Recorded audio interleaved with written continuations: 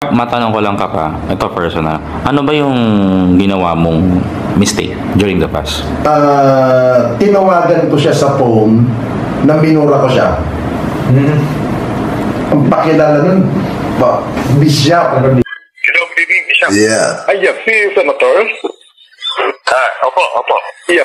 Senator, kamusta na po kayo? Mabuti naman po.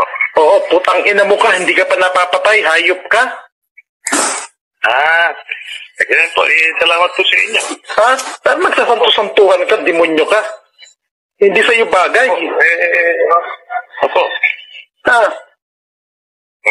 Hindi ka bagay, maging santo. Demonyo ka, di ba? Opo, ito po sa inyo, putang ina mo rin. Pukin ang ina mo rin. Yeah. Sige mo. Well, una-muna, Kap ninyo, salamat sa pagpunta mo rito at yung pagtingin mo ng tanong. Alam niyo sa akin kasi, hindi naman ako balat sibuyas, naiintindihan ko yung talagang bakbakan nun eh. So, there's nothing to apologize for. Wala sa akin yun.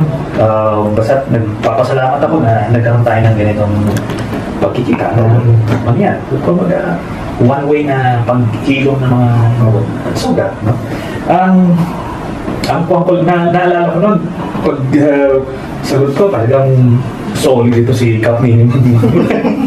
Totally sir, huwag naman po sa pagyayabang senator, lahat mo ng DDS vlogger lo kung official, ako yung taga-tawa, na taga-mura. Hindi, pero nga, sa akin nakalain yung... Inaano ko na, yun yung mga, ano mo eh, mga signature, Oo, yung mura. Yun na nga, kaso, alam ko na talagang magkalabang kami sa politika ng hindi ko.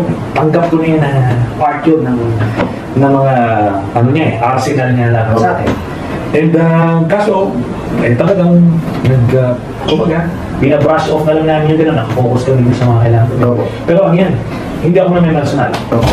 Kahit na si JP na pinakulong ako at ibang mga generals na talagang pinpersonal kami. Paglaya ko, okay lang naman. At yung ganito, hindi sa akin na yun. So, importante, ano sa sa'yo? Di ba? Yes sir. Totally sir, nung sinama niya pa ako dito, kabado din ako kanina. Kabado ako siya. Actually, Kap, nakaredy na yung mga pamalo sa baba. Hindi, ano lang, kumbaga, kumbaga, pag yan, si Koy, nakikilala na ako, iba kami na, hindi kami yan. Kaya nung magkakasama kami nila may sa pera, pagkalit yun, bugid ako doon sa loob nun, takot ako mabugbog. Hindi, ang kwento sa akin ni Mike, dito yung sinasabi niya nga, wala na yun, tapos na yun, nakaraan na yun, yun ang sinasabi niya.